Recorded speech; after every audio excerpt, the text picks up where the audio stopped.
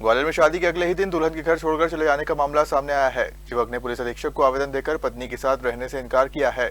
युवक का कहना है कि वो भविष्य में किसी अप्रिय घटना को अंजाम दे देगी। पीड़ित युवक जितेंद्र जोशी के अनुसार उसकी शादी 28 जून को हुई थी और 29 जून को वह अपनी पत्नी नम्रता को विदा कर घर लाया था।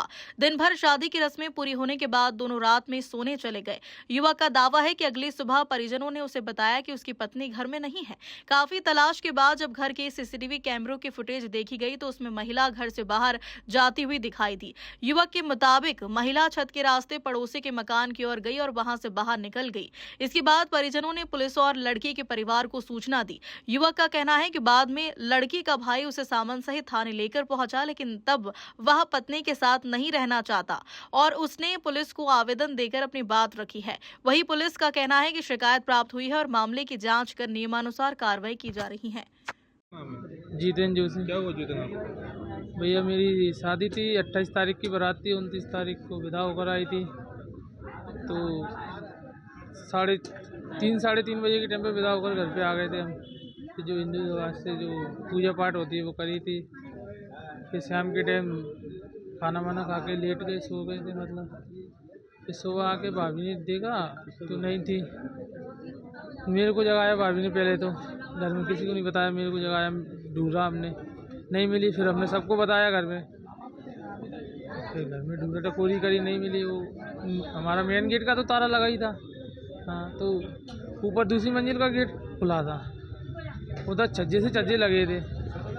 तो एक छज्जे से दूसरे छज्जे पे, तीसरे छज्जे, मतलब ऐसे जाके एक के घर में से निकल गए। तो हमने कैमरा चेक करे गली में स्कूल के, उसमें जाती हुई दिख रही थी।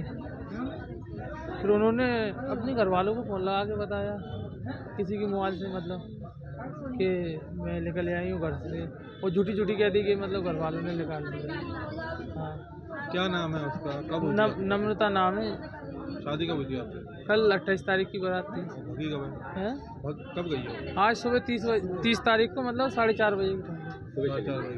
तो सामान वगैरह लेके गई है क्या? सामान ले गई थी लेकिन दे दिया, फिर बज्जे रह गए भाले। अच्छा, सारा सामान ले गई? हाँ, दे गई सामान। शादी नहीं, घर वालों की पसंद से हुई थी, अरेंज। झुंडपुरा गांव की रहने वाली थी। आपका नाम क्या है? जितेंद्र जोशी। क्या करते हैं आप? आपने बात हाँ, कर टेंट का काम। आपने घर से बात नहीं की थी अपने आपसे? उनके ससुराल वाले साथ में लेके आए थे ना। ये वैसे रास्ता है, यहाँ से 4 घंटे का रास्ता है उनके गांव जाने का। आने के लिए क्या बोल उन्होंने फोन लगाया। रहे? के लिए क्या बोल रहे हैं? वो आपसे तो रहना चाहते नहीं? रहना चाहते? नहीं, वो तो रहना चाहते लेकिन मैं रहना नहीं चाहता, तुम रहना चाहते? क्योंकि बहुत केस चल रहे हैं अंकल जी, आप भी जानते हैं, नीले ड्राम वाले। हाँ।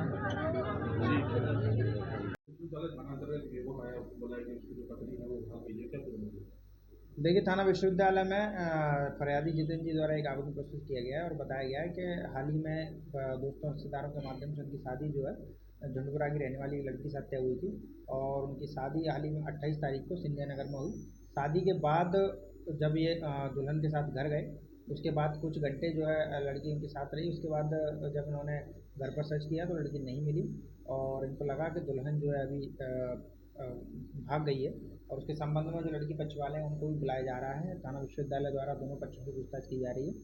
पूछताछ करने के बाद जो भी तथ्य सामने आएंगे, जो भी साक्ष्य उनके द्वारा उपलब्ध कराए जा रहे हैं, उसके आधार पर थाना विश्वविद्यालय अग्रिम वैधानिक कार्रवाई करेंगे।